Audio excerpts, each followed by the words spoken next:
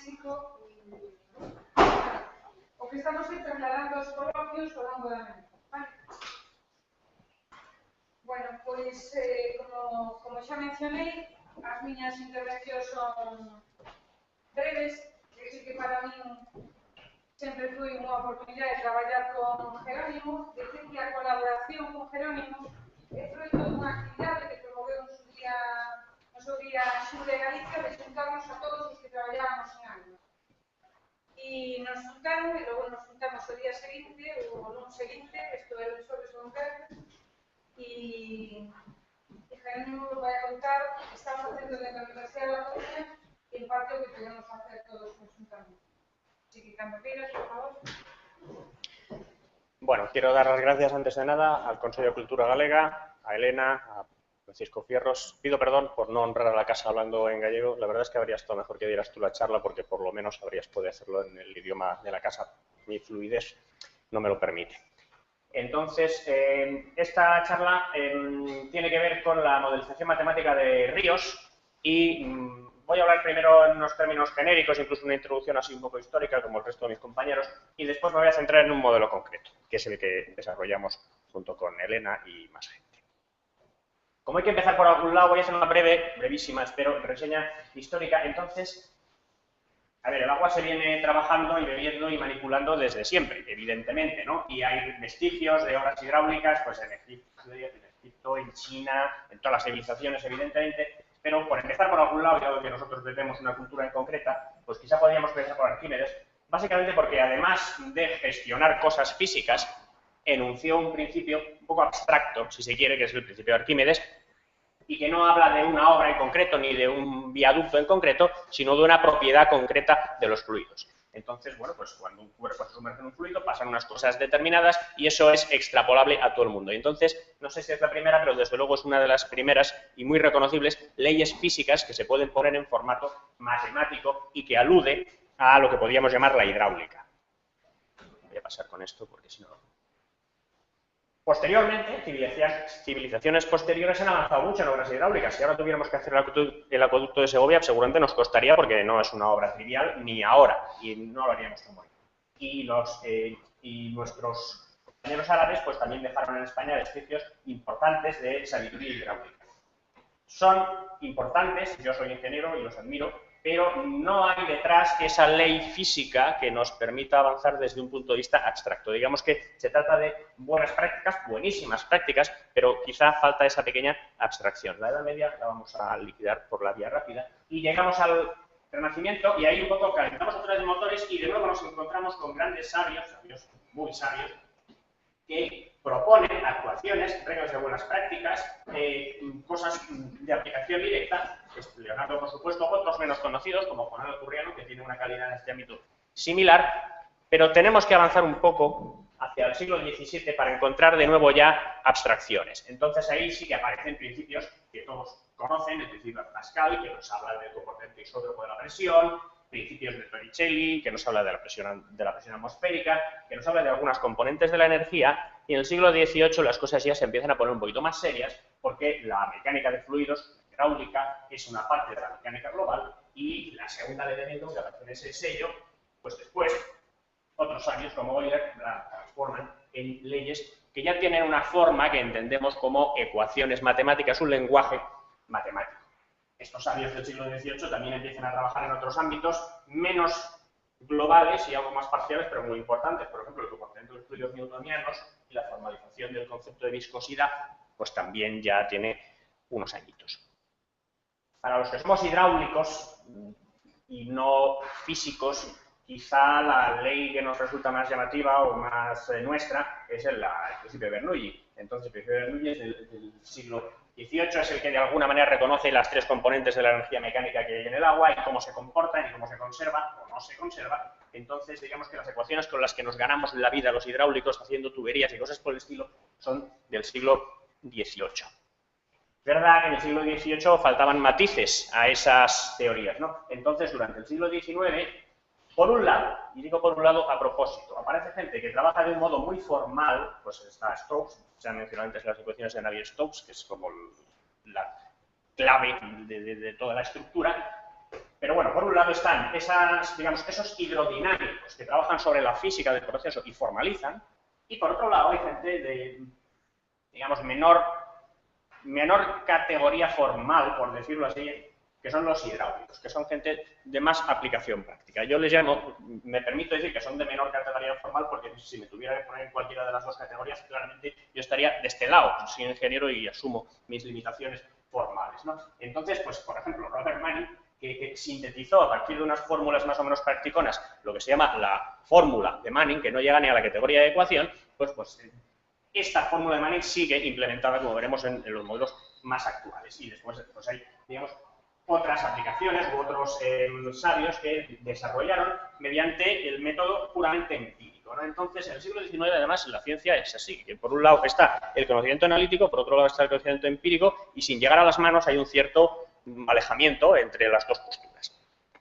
Esas dos posturas siguen un poco alejadas, incluso en la primera mitad del siglo XX. En la primera mitad del siglo XX hay una eclosión de la mecánica de fluidos. Antes hemos visto en las dos conferencias anteriores, pues Grignán, el desarrollo de la aeronáutica, la mecánica de fluidos, mucho que ver con los trabajos de Ludwig Frank, que tuvo muchos discípulos, dos de los más importantes, von Karman, que desarrolló varias teorías como las calles de Karman, que se han citado en las dos conferencias anteriores de un modo más o menos explícito, y después otros del mismo nivel, digamos, como Nikuradse.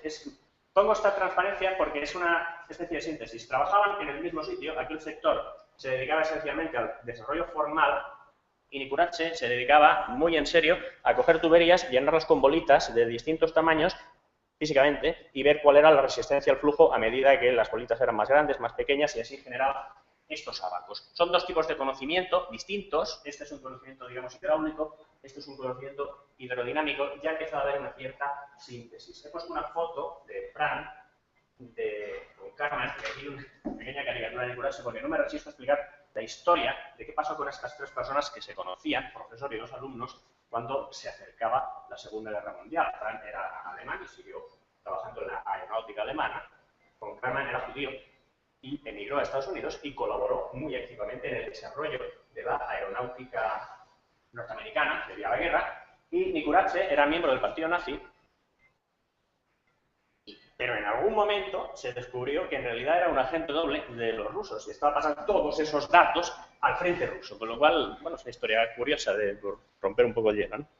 Bueno, entonces, digamos, marcando como frontera, si se quiere, la primera mitad del siglo XX, bueno, pues el conocimiento, por un lado analítico, por otro empírico, es fácilmente reconocible. Los romanos eran más bien empíricos, Euler era más bien analítico y, bueno, había gente que trabajaba un poco en ambos mundos, pero ahí está, ¿no?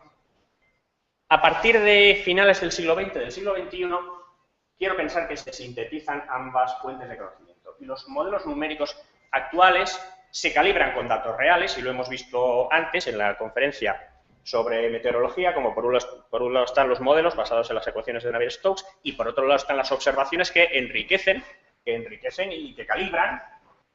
Y además los propios modelos incorporan parámetros de origen empírico. Ya mencionaré cuando veamos un modelo en concreto cómo hay algún parámetro ahí cuyas fuentes son claramente empíricas. Entonces, bueno, pues esa síntesis se ha dado en todos los ámbitos, en muchos ámbitos del conocimiento, y en esta pequeña parcela del conocimiento, a la que podemos llamar hidráulica, pues también. Cambio de tema. Ahora voy a hablar de la modelización, previamente al modelo. La modelización es la transposición o la traducción de un fenómeno físico a ecuaciones matemáticas. El fenómeno físico, en este caso, pues es el agua fluyendo por un río, por una tubería, por un canal, por lo que se quiera, y lo tengo que traducir. Y esa traducción supone una simplificación. Se ha dicho desde la inauguración, el profesor Fierros ya ha hablado de esa simplificación, y podríamos recurrir al tópico de, bueno, existe una cierta traición en la traducción. Bueno, traición quizá no, porque lo hacemos con la mejor voluntad, pero aquí algo se nos va por el camino, a veces eso hay que asumirlo, y en la conferencia de meteorología eso ha quedado claro, ¿no? Entonces, de alguna manera, lo que estamos tratando es, por un lado, con un mundo real, y por otro con el mundo ideal. Si hay un platónico en la sala, reconocerá el mito de la caverna y cómo, pues por un lado tenemos el mundo ideal y el mundo ese medio transfigurado, que es lo real. Yo, como ya he dicho antes que era empírico, me preocupo, me gano la vida intentando solucionar los problemas del mundo real, que desde mi punto de vista no platónico son los importantes. Pero entiendo que puede haber otros puntos de vista donde de verdad el avance esté en mejorar estas idealizaciones para que cada vez más reproduzcan el mundo real. Y ahí andamos, ¿no? Cada uno desde su punto de vista aborda lo que puede. Y al final, pues, si alguien en la sala veía la serie Expediente X, pues la verdad está ahí fuera y cada uno hace lo que pueda para ir resolviendo. Por poner un ejemplo que no tiene que ver todavía con el ámbito que estamos tratando de qué quiere decir eso de simplificar, eso es el barrio de Fontiñas, que está aquí en Santiago, esto es el área central. Entonces, si pretendiéramos saber qué pasa cuando llueve sobre esta zona y el agua se escurre y se mete por la red de drenaje, pues lo normal es hacer una discretización. Hemos visto antes el concepto de discretización, hemos visto discretizaciones de 1 kilómetro, pero ahora estamos hablando de discretizaciones más pequeñitas. Ahora estamos hablando de que este trozo de calle real se convierte en este trocito de calle. Entonces yo paso del mundo real, que es aquello, a un mundo idealizado y por lo tanto simplificado. Entonces, me puede parecer que este grado de simplificación, que no son 4 kilómetros, es un grado de simplificación suficiente. Pero si analizo con detalle los fenómenos físicos, la realidad es un poquito más compleja, porque el tejado que hemos visto antes, así como desde arriba, el tejado es una cosa ondulada, el agua no baja por el tejado plano, baja por los 800 canalillos que hay ahí entre las tejas. El agua, cuando llega aquí abajo, se mete por esta canaleta y por esta bajante, después se mete por una reja que suele estar llena de cosas raras. Entonces, bueno, si de verdad queremos modelizar hasta las últimas consecuencias, habría que analizar el espacio entre rejas, si hay una rama, si no hay una rama. Esto no se hace porque es imposible, porque vamos, nos podríamos jubilar antes de saber cómo llueve en Fontiñas. Entonces, en algún momento tenemos que parar y ese es el error que cometemos. Y de ese error se ha hablado antes, en realidad, en la conferencia anterior, casi que me ha hecho la mitad del trabajo. Y yo simplemente quería poner de manifiesto que, aunque dan el pego, porque yo creo que dan el pego estos modelos, siempre hay que tener un poquito de precaución y saber que hay que calibrar y ver un poco qué pasa, ¿no?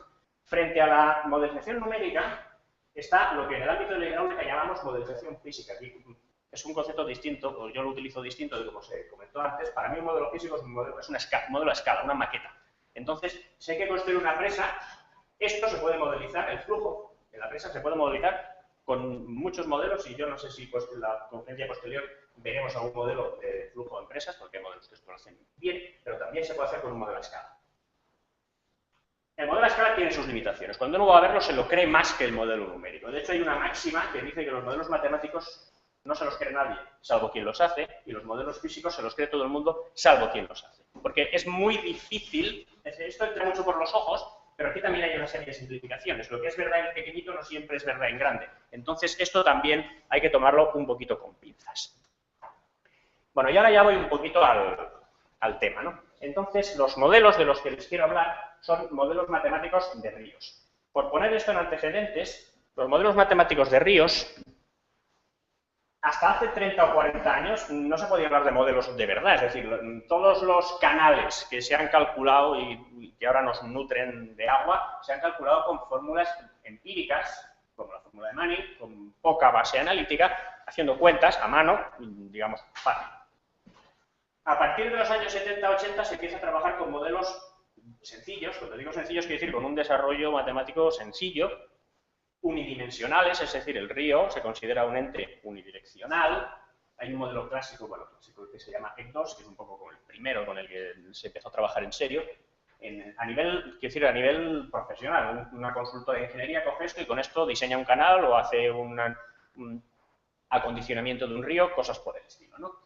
Entonces, a partir de aquí empieza a haber versiones más o menos bonitas, que suena uno que se llama ECRAS, y después empieza a haber avances. Estos modelos sencillos consideraban que no había variación en el tiempo, pero va pasando un poco el tiempo, a finales de los 80, pues ya se considera flujo transitorio, que quiere decir que las cosas varían en el tiempo. Los años 90, pongamos que en los últimos 90, el modelo 1D transitorio es una cosa estándar y empieza a haber modelos 2D buenos, pero todavía con capacidad de mejora. Y en la actualidad trabajamos con modelos bidimensionales, con cierta naturalidad ya. Se empieza a trabajar con modelos tridimensionales, en algunos ámbitos en concreto. Módulos acoplados, que quiere decir que ya no solo nos importa la hidráulica, sino que nos importa cosas que están alrededor de la hidráulica, por ejemplo, la calidad de las aguas, el transporte de sedimentos, el hábitat fluvial. Vamos a ver ahora algunos ejemplos de lo que estamos hablando. Modelos un poco distintos de los tradicionales. Yo creo que en la siguiente charla nos van a hablar de esto, no lo estoy muy seguro. Modelos lagrangianos, que ya no tienen ni mallas ni cosas por el estilo. Modelos coloquialmente llamados de bolitas o de esferas, o en fin, no me extiendo. Entonces, realmente ha habido una evolución en 30, 40 años espectacular. La capacidad de cálculo también ha crecido de forma exponencial, sin ordenadores potentes esto sería imposible. Y lo que no puede, yo tiendo a no dejarme llevar por el oropel, digamos. Entonces, modelos bonitos hay muchos. Que lo que nos digan sea cierto depende de que los datos que le estemos dando sean ciertos o no sean ciertos. Es decir, se puede conseguir un modelo que da resultados bonitos y que no se parezca en nada a la realidad. Y para eso no hay que deslindarse del mundo físico. Es decir, si tengo un modelo, tendré que calibrarlo y ver si da lo que tiene que dar, ese tipo de cosas. Bien, por ponerles un ejemplo de modelo, modelos de ríos hay muchos. Entonces, esta es una cita, no es muy erudita, es de un libro de ciencia ficción. Entonces, esto lo que viene a decir es, hay muchos modelos, pero este es el nuestro, lo tenemos mucho cariño y por eso lo explicamos, ¿no? Entonces, este modelo es fruto del trabajo conjunto de muchos grupos de investigación, del grupo Flumen, de la Universidad Politécnica de Cataluña, del grupo de nuestro grupo, de la Universidad de Coruña, del grupo de Santiago, Elena aquí presente, el CEDEX, y el CINE, también en la Politécnica de Cataluña. Entonces, pues todos juntos, cada uno con una parte del tema, pues hemos fabricado un modelo. Y este modelo se llama Iber y se puede bajar gratuitamente de esta web, se llama Iberaula, y es un modelo que se usa mucho. Yo creo que se usará bastante, ¿no? Entonces, querría explicarles más o menos qué hace ya y qué va a hacer en un futuro inmediato. Entonces, consideramos el cálculo básico, que es lo que ahora mismo se puede bajar, todo aquello que tiene que ver con la hidrodinámica, es decir, en un río, en una zona de estuario, allá donde el modelo se considere que está en su ámbito de aplicación, pues el modelo permite saber cuál es la distribución de velocidades, cuál es la distribución de niveles, e entenderemos un poco esto a medida que vayamos avanzando. En algunos casos hay que ser un poco fino, lo mencionaremos, a la hora de evaluar la turbulencia. Ya hemos hablado mucho de la turbulencia genera una disipación de energía, esa disipación de energía se puede evaluar de un modo grosero o de un modo fino. Hay veces que hay que evaluarla de un modo fino y si se requiere esa capacidad el modelo la da. Y después, en el ámbito fluvial, si estamos hablando de inundaciones, por ejemplo, el efecto de una inundación en Orense, si se rompiera, Dios no lo quiera, los embalses que tiene encima del río. Bueno, pues si queremos saber de verdad qué pasa, no basta con el flujo de agua, hay que ver un poco el flujo de sedimentos, porque bueno, hay una erosión, entonces hay un flujo acoplado, digamos, entre el agua y los sedimentos, y eso pues también es una aplicación que está, y a medida que vamos poniendo esas y otras, los cálculos se van haciendo más complejos. ¿Cuáles otras también tenemos, aunque no estén colgadas en internet? Bueno, pues mezclas raras de sedimentos, cuando no son todos iguales, estabilidad de márgenes. Sobre estas no voy a hablar mucho, pero sobre estas quizás sí hablo un poco. Las que tienen que ver con la calidad de las aguas, que son ecuaciones que van adicionándose pues para saber si tengo un vertido, esto es Ferrol, si tengo un vertido aquí pues por saneamiento, pues cómo ese vertido genera contaminación en la ría de Ferrol, por ejemplo, o las que tienen que ver con determinación de caudales ecológicos, a las que llamamos hábitat fluvial. Si yo extraigo caudal de un río para usarlo en una mini central, el caudal que queda es suficiente para que los peces vivan decentemente, pues eso también se puede analizar.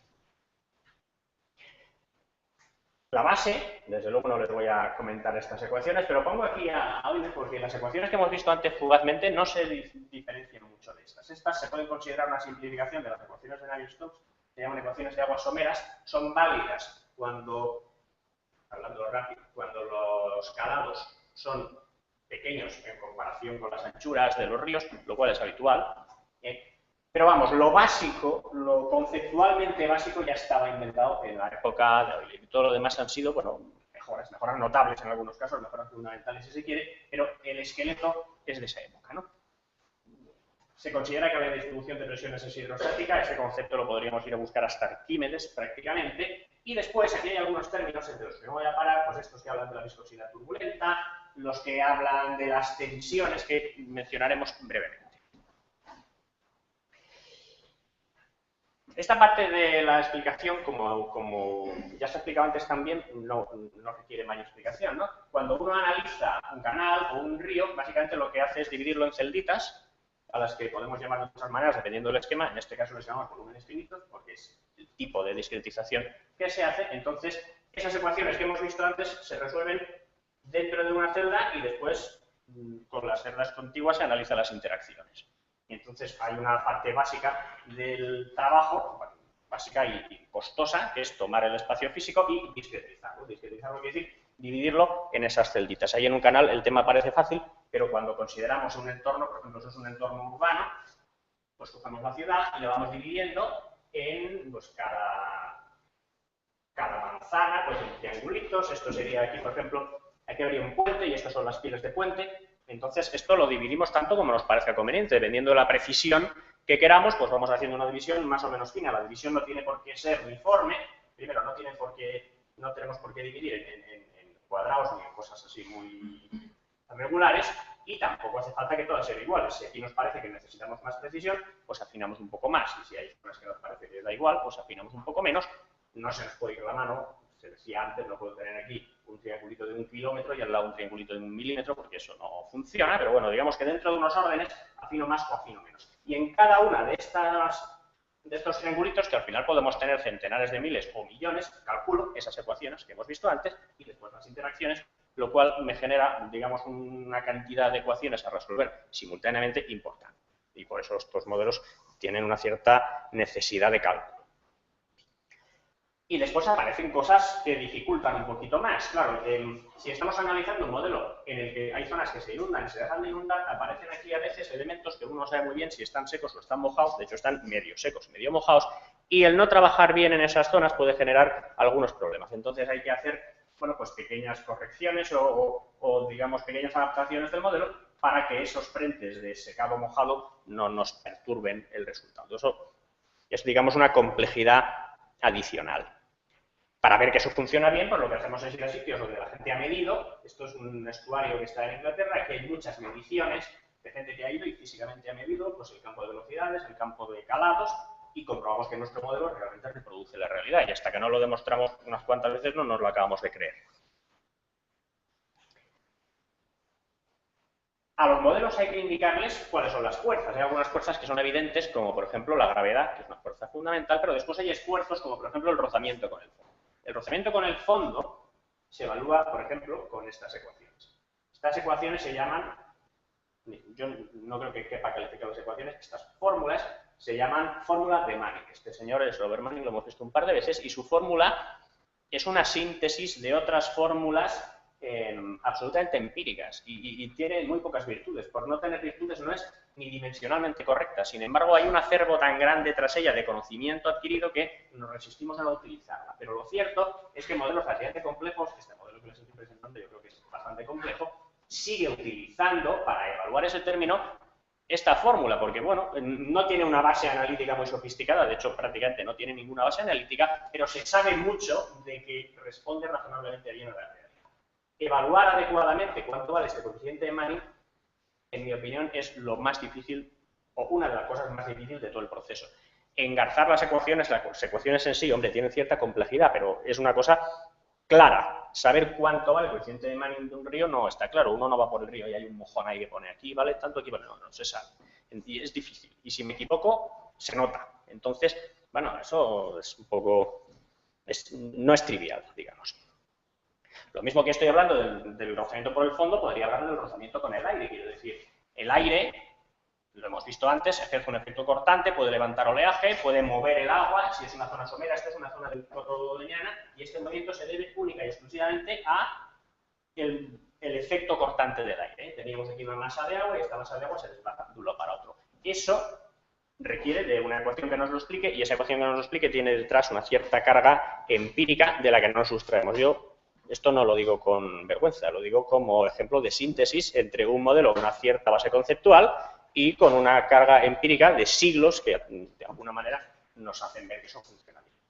Como se ha hablado antes de condiciones de contorno, pues no, digamos, pues ya no tengo que explicar lo que significa. Si yo estoy analizando, por ejemplo, la ría de Ferrol, que es esto, bueno, pues por un lado le tengo que decir cómo entra por aquí el caudal, y eso es una condición de contorno, pues está entrando por aquí el caudal de este río, por aquí hay otro, por aquí no sé qué. Y esto es una condición de mar, y aquí pues por lo menos le tengo que poner los ciclos de marea.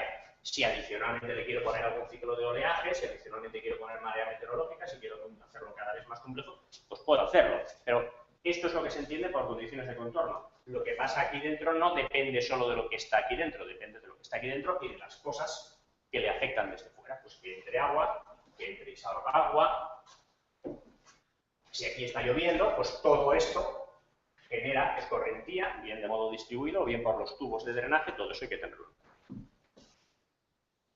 Además de las condiciones en los contornos, en las fronteras, hay condiciones internas. Estos son puentes en Sarria. Entonces, hombre, pues si el agua tiene que pasar por ahí, pues yo tengo que explicarle al modelo que estos puentes están ahí. Se lo puedo explicar de varias maneras. Por ejemplo, reproducir exactamente la geometría del puente, en cuyo caso ya el problema se ha acabado. O puedo optar por métodos más o menos simplificados basados en las ecuaciones hidráulicas de cómo funciona la compuerta, de cómo funciona un vertedero. El modelo permite hacerlo de las dos maneras. Utilizar las expresiones consolidadas de compuertas y vertederos es más sencillo y es más económico en tiempos computacionales. Voy mirando la hora, es que la tengo solo aquí, pero yo de momento voy bien. Bueno, entonces, una vez uno ha discretizado, una vez uno ha puesto los parámetros, algunos de los cuales se ponen con absoluto rigor y otros con cierto temblor, como hemos dicho antes, refiriéndonos al coeficiente de Manning, se obtiene unos niveles y unas velocidades. Evidentemente, de aquellos parámetros que tengo menos fiabilidad, igual que se ha dicho antes, pues puedo ejecutar el modelo 40 veces con 40 parámetros y ver hasta qué punto variar ese parámetro genera un error relevante o no. El hecho es que genero un campo de niveles en el río o en el estuario y un campo de velocidades y a partir de ahí pues puedo postprocesar esos datos y obtener cosas que me interesen. Por ejemplo, determinar las zonas inundables, si estoy hablando de inundación. Determinar por dónde de verdad circula el agua, lo que se llama la vía de intenso desagüe. Hay zonas que simplemente se inundan y zonas que tienen circulación. Y en las zonas que tienen circulación, pues puedo ver si esa circulación es relevante y puede generar daños físicos. Es decir, una cosa es que me inunde y me encharque y otra cosa es que el agua se me lleve y tenga ya un riesgo de verdad, ¿no? Entonces, pues hay criterios de riesgo cuando el calado es muy grande, o cuando la velocidad es muy grande, o cuando el producto del calado y la velocidad es suficientemente grande, aparece un riesgo de arrastre para las personas. Sobre esto es muy básico, pero sobre esto ahora mismo se están desarrollando tesis doctorales. Es decir, hay en Barcelona un grupo de trabajo que tiene una estructura montada y va gente física de distintas edades y de distintas complexiones, se pone frente a una corriente y ves hasta qué punto se le lleva el agua, no se le lleva, para corregir estas expresiones que actualmente son muy simples, ¿no? Entonces, claro, esto también es conocimiento empírico, que dentro de unos años aparecerá la fórmula de Gómez, se llama Gómez, la persona que lo está haciendo, y, bueno, yo me la creeré, porque lleva 5 años haciendo eso y han pasado por ahí miles de personas ya, ¿no? Entonces, con esos criterios, pues esto es área, y ahí están los puentes que hemos visto antes. Entonces, pues para una avenida de periodo de retorno de 500 años, pues esto sería la zona inundable con distintos calados y con los criterios de riesgo, no los de Gómez todavía, sino los que he mencionado, pues estas zonas son zonas que, bueno, pueden tener un cierto riesgo. Una avenida de 500 años es una avenida extrema, entonces tampoco hay que preocuparse mucho de momento, pero vamos, en principio, bueno, que esa área es inundable, eso es del dominio público, hasta qué punto aquello es un riesgo asumible por la población, pues eso ya cada uno lo valora. Bien, hay veces que si el flujo no es perfectamente, bueno, perfectamente no lo es nunca, pero si no es muy unidireccional y se producen zonas de recirculación, la turbulencia cobra, digamos, una preponderancia. Entonces, hay modelos que evalúan la turbulencia un poco así, un tanto alzado, y otros que afinan. Si estamos trabajando en un canal unidireccional o en un río esencialmente unidireccional, la diferencia no es mucha. Pero esto que es una obra singular donde aparecen grandes zonas de recirculación, aquí poner un modelo con una turbulencia bien evaluada o un modelo con una turbulencia evaluada de cualquier manera, pues ya se ve que incluso en la pinta física de las líneas de corriente la diferencia es bastante, ¿no? El agua es siempre turbulenta, es decir, el flujo laminar existirá en otros ámbitos, pero en la hidráulica, es decir, si uno es capaz de ver con sus ojos un flujo de agua, es turbulento, porque para que sea laminar es tan pequeño y va tan lento que es casi imperceptible. Entonces no hay ríos laminares, ni hay canales laminares, ni tuberías laminares. Entonces la turbulencia siempre está ahí. Otro tema es que con un cálculo más o menos sencillo nos podamos apañar. Pero si esto lo hubiéramos calculado en un modelo de flujo laminar, no es que no se pareciera, sino que no se parecería ni en el orden de magnitud. Entonces, claro, todos los modelos, y este modelo en concreto, permite calcular de un modo más o menos rápido o de un modo más o menos afinado. Eso se paga en tiempo de cálculo. No es lo mismo decir la viscosidad turbulenta es constante y vale 10 a la menos 3, que para calcular la viscosidad turbulenta, previamente me voy a calcular dos ecuaciones en derivas parciales en todos los puntos de la malla con sus interacciones, etcétera, etcétera, etcétera, o configuraciones intermedias. Y debo decir que entre los puristas de la turbulencia esto tampoco se considera el mejor modelo. Sobre esto se trabaja y hay modelos más evolucionados que estos. Todavía estamos en el rango de las aplicaciones básicas, pero ya vemos que el manejo de ecuaciones que tenemos entre manos, es decir, la transposición de ese mundo ideal, real al mundo ideal, hombre, pues ya nos ha obligado a meter unas cuantas ecuaciones por el camino. Si adicionalmente queremos trabajar con el transporte sólido asociado al flujo de agua, pues tenemos que meter ecuaciones adicionales. Aquí no me paro mucho, pero bueno, digamos que aparece una nueva ecuación diferencial que me está explicando pues la relación entre el líquido y el sólido y cómo hay una deposición y cómo yo extraigo los sólidos del lecho, cómo hay un flujo sólido. Esta ecuación parece una ecuación limpia, pero tras esta ecuación, digamos, los modelos de transporte sólido tienen una carga experimental, tienen una carga empírica importante. Y así como la fórmula de Manning que hemos mencionado antes está, digamos, bastante acotada en su error, estas fórmulas de transporte sólido, hombre, yo no pondría la mano en el fuego por el resultado con errores del orden del 30 o 40%. Es decir, si el orden de magnitud es un buen resultado, digamos. Entonces, si esto da 30 y después medimos si da 45, eso es un éxito. Porque realmente estamos hablando de procesos complejos sobre los que posiblemente todavía no sabemos lo suficiente. No sabemos lo suficiente a pesar de que llevamos más de 100 años en el tema. De nuevo, una anécdota un poco graciosilla que se menciona mucho. El hijo de Albert Einstein se dedicó a este tema y su padre, Einstein propiamente dicho, le recomendó que no se metiera en esto porque esto era muy complicado. Entonces eso ya un poco una idea de la magnitud de la tragedia esperable, ¿no? Bueno, hasta aquí los módulos, digamos, que nos permiten obtener resultados del tipo por un canal, por un río, por un estuario, incluso en un entorno más o menos urbano, si hay una inundación, qué sucede, cómo se mueve el agua, si hay riesgo, cómo se mueve también el sedimento. Y por encima de eso, es decir, aprovechando toda esa información, hay otros modelos que están trabajando o que pueden trabajar. Modelos que nos pueden parecer interesantes. Por ejemplo, de modo instrumental, un modelo térmico, es decir, si el agua es calentada esencialmente por el sol, pues cómo eso afecta al flujo y cómo eso sobre todo afecta a los modelos de calidad de las aguas. En el fondo el modelo térmico es casi, lo consideramos casi, un modelo instrumental porque hay algunas cosas vinculadas a la calidad de las aguas, como por ejemplo la desaparición bacteriana, que depende mucho de la temperatura del agua y si hay sol o si no hay sol, por decirlo así, por los coliformes provocados por el agua residual en una ría, no se mueren igual cuando hay sol que cuando no hay sol. Cuando hay sol se mueren antes y cuando no hay sol tardan más en morir y eso es un dato muy relevante.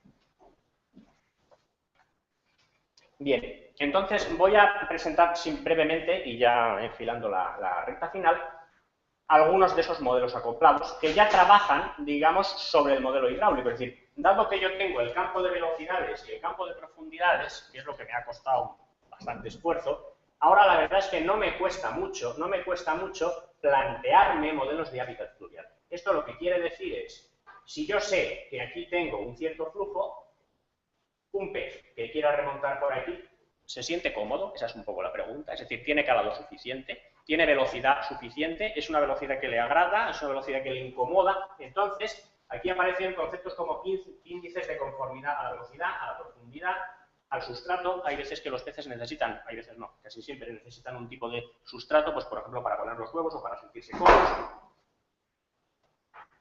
En fin, estos índices de conformidad se pueden llevar hasta el infinito. Este es un campo en el que yo no soy experto, pero los biólogos van definiendo una batería de índices que de alguna manera, en conjunto, cuando los vinculo todos, por ejemplo multiplicándolos o con cualquier operación, me dan una idea del grado de confort del pez.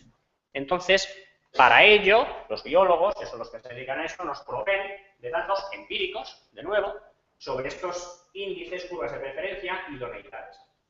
A mí cuando los biólogos me explican cómo calculan estas curvas, bueno, pues también apelo un poco a eso de que no hay que sacarles decimales, es decir, estamos hablando de, bueno, un orden de magnitud, ¿no? Pero bueno, lo cierto es que lo que dice aquí, por ejemplo, esto es para la velocidad, pues lo que dice es que en fase de adulto, pues a una trucha le gusta vivir esencialmente en velocidades, con un 100% de confort, entre 40 y 60 centímetros por segundo, que más allá de 1 metro por segundo ya no se siente cómoda. Lo tema es que se muera o no pueda remontar. Estamos hablando de sentirse cómodo. Después hablaremos de qué pasa en situación de estrés, ¿no? Entonces, bueno, pues para cada fase de desarrollo del pez se nos proponen estas conformidades. Y eso nos permite a nosotros establecer, digamos, el nivel de confort como producto de todas ellas en un tramo de río para un caudal determinado. Pongamos que este es el caudal de modo natural del río. Si ahora yo decido extraer aquí caudal para hacer una central y en lugar de tener 15 metros cúbicos por segundo tengo 3, el nivel de confort baja, claramente. Entonces, esto, que se llaman métodos hidrobiológicos de cálculo de caudales ecológicos, esto ahora mismo está impuesto en la legislación española. Es decir, un cierto porcentaje de los cálculos hay que hacerlos así. Y además el que hizo la legislación española, yo creo que fue una persona un poco echada para adelante porque dijo que esto preferentemente habría que hacerlos con modelos bidimensionales, como este. Pero es que tampoco hay tantos modelos bidimensionales que hagan esto, ¿eh? Quiero decir que esto es un nivel de precisión ya un poco, en fin, desde luego supera mucho lo que se hacía antes. El caudal ecológico hace unos años se hacía diciendo, bueno, si aquí hay 15, como mínimo un 10%. ¿Motivo? No entremos en detalles. Entonces, entre aquello y esto, ya veis que hay unos cuantos saltos conceptuales. Bueno, esto sería un poco lo mismo. Y aquí nosotros también podemos llevar esto a otros niveles digamos, de precisión. Esto, por ejemplo, es el río. Aquí hay una presa, aquí hay una escala para que suban los salmones o las especies que consideremos convenientes. Y entonces lo que hemos hecho es coger el modelo. En todo lo que no es la escala de peces trabajamos con un cierto orden de figura, pero en la escala de peces refinamos. Ahí se ve el grado de refino, digamos, en la malla, y realmente la escala de peces la estamos haciendo con una precisión brutal. ¿Por qué? Pues porque en la escala de peces el flujo es muy raro. Hay muchos vórtices, hay mucha turbulencia, y a mí me interesa saber si el pez va a remontar exactamente por donde cuadra, ¿no? Entonces, podemos anidar un modelo muy fino a un modelo más grosero. Y aquí, además, puedo imponer otras condiciones. Aquí no me hace falta que el pez esté cómodo como si tal cosa. Aquí le puedo exigir un poco más. Entonces, aquí, en lugar de poner curvas de confort, lo que pongo son curvas de estrés. Es decir, pues tú eres capaz de subir o no eres capaz de subir. Más o menos, ¿no? Entonces, eso es lo que evalúo. Como he dicho antes, el módulo térmico tiene entidad propia y es muy complejo porque estamos analizando pues, radiaciones, transferencias de calor, etcétera. Pero desde nuestro modesto punto de vista, con la orientación que nosotros trabajamos, es un módulo instrumental necesario para acoplar después modelos de calidad de aguas. Pese a todo, al final a lo tonto, pues hay que incorporar una nueva ecuación diferencial, va sumando a todas las anteriores y va complejizando un poco el asunto, ¿no? Y esto es lo que permite saber, pues por ejemplo, cuando da el sol sobre el río, pues el agua se calienta y después se enfría, ese tipo de cosas. Los modelos de calidad de agua, de lo que nos hablan es, pues hombre, si hay, por ejemplo, en un río, en el río Miño, hay un vertido de agua residual. Ese vertido de agua residual tiene una cierta demanda bioquímica de oxígeno. Eso quiere decir que ahí aparecen, digamos, elementos que van a consumir el oxígeno del río. Bueno, ¿a qué nivel lo consumen? Bueno, pues lo consumen a este nivel, con esta ecuación diferencial. Esta ecuación diferencial tiene unas constantes, estas constantes de degradación, por ejemplo, que también tienen una componente empírica importante y que están sujetas también a un margen de error, y por lo tanto esto hay que calibrarlo. Pero, de nuevo, aquí pues aparece un módulo que tiene que estar combinado con un módulo térmico, que tiene que estar combinado con todos los módulos que hemos visto hasta ahora. Y el módulo del oxígeno ni siquiera vive solo, porque la dinámica del oxígeno y del nitrógeno tienen, digamos, una cierta ligazón, con lo cual, al final, acabamos que de cada cajita de estas, detrás hay al menos una ecuación diferencial por ahí mareando, con lo cual, bueno, el tema se complica mucho. Entonces tenemos que los modelos de calidad son interacciones complejas. Aquí hay como dos, los patógenos por un lado y los nutrientes por otro, y eso, bueno, pues instalarlo y hacerlo funcionar en un modelo no es trivial. Hay muchas constantes empíricas y por lo tanto requieren calibración y tiene un cierto esfuerzo de cálculo. Este es un ejemplo del resultado, estoy acabando. Este es un ejemplo del resultado y aquí lo que vemos es como el agua, por ejemplo, pues está saliendo del embalse de Puerto de Mouros muy fría porque sale a cota baja y cómo se va reoxigenando a medida que va haciendo velocidad. Acabo. ¿Queda mucho para hacer? Pues yo creo que queda prácticamente todo. Es decir, hombre, yo estoy muy orgulloso de lo que hemos ido haciendo modestamente desde esta parcela de Finisterre, pero queda mucho por hacer. Es decir, por ejemplo, todo lo que hemos visto acabará integrado en sistemas de información geográfica, que es algo de lo que se va a hablar esta tarde, no me cabe duda. Estos modelos que he presentado son modelos bidimensionales. Muchas de las cosas que hemos visto son dudosamente bidimensionales. Entonces, al final, ya estamos trabajando en modelos tridimensionales y estos modelos tridimensionales totalmente acoplados, es decir, con todos esos módulos acoplados, hombre, pues eso no es trivial. Todo esto que hacemos de riesgo, etcétera, al final se integra en lo que se llaman sistemas de ayuda a la decisión en tiempo real. Que a mí, saber que Sarria se puede inundar o no muy esporádicamente, me puede venir bien, pero lo que de verdad me vendría bien si fuera la ciencia galega de emergencias es decir, bueno, según el radar está lloviendo, dentro de 2 horas voy a tener algún problema en algún lado, bueno, pues anidar el modelo meteorológico con el modelo de cálculo hidráulico, con el modelo que me dice hasta qué punto tengo riesgo en tal o cual sitio, eso es lo que de verdad, a eso vamos a ir, no me cabe la menor duda, y es un trabajo que está ahí, ¿no? Entonces todo eso requiere integrar tecnologías, buena topografía. Ahora mismo con las topografías LiDAR estas que pasa un avión y te levanta el terreno, tener buena topografía es relativamente fácil. Tener buena batimetría, es decir, lo que está por debajo del agua no es tan fácil, pero bueno, todo se andará. Las previsiones meteorológicas lo hemos visto antes, yo creo que de modo excelente estamos avanzando claramente. Todo lo que tiene que ver con ciclos vitales de fauna, esas curvas que hemos visto serán cada vez mejores.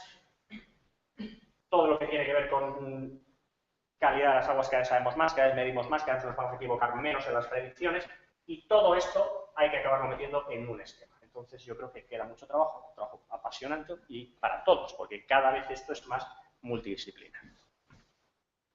Y hasta aquí.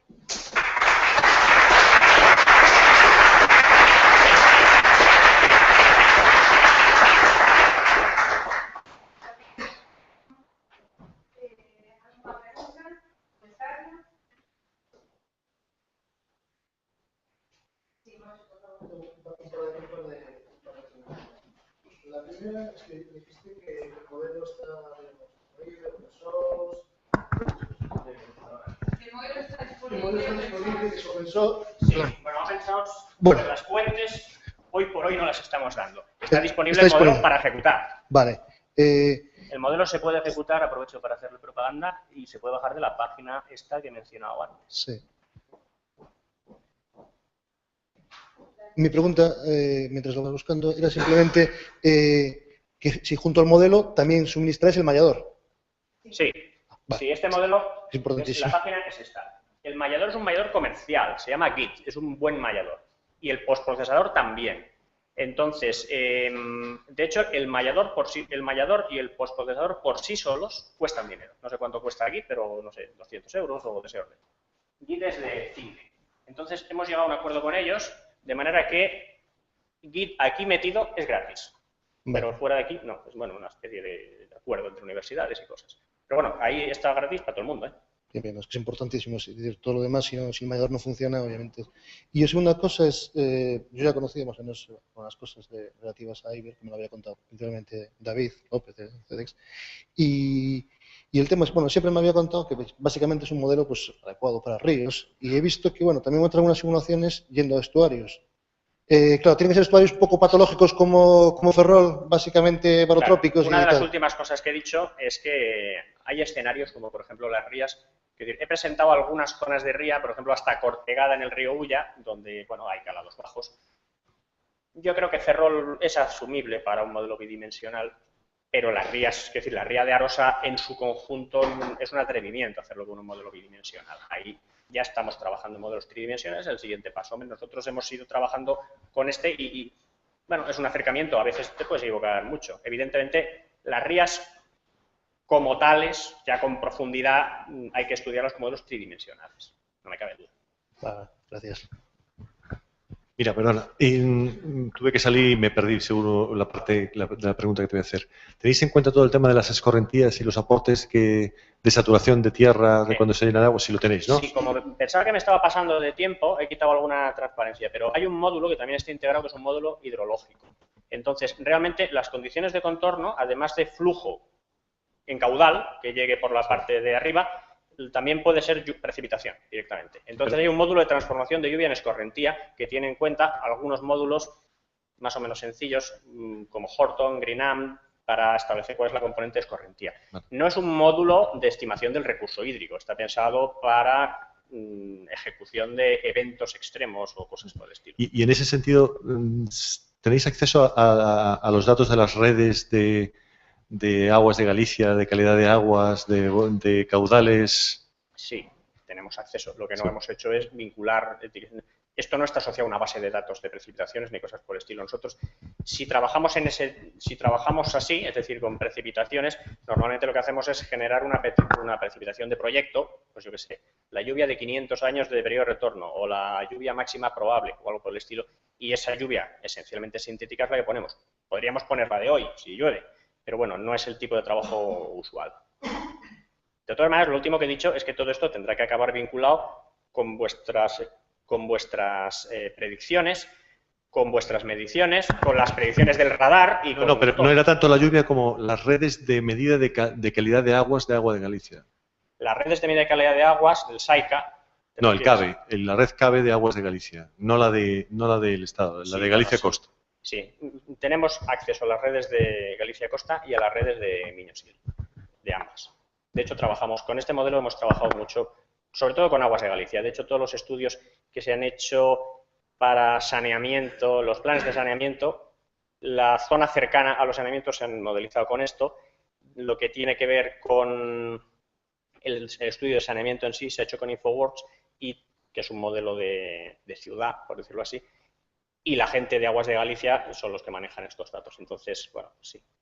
Y también con Miño-Sil, ¿eh? Los datos de Sarria, de hecho, son reales. Falamos que máis? Le damos as grazas a Jerónimo.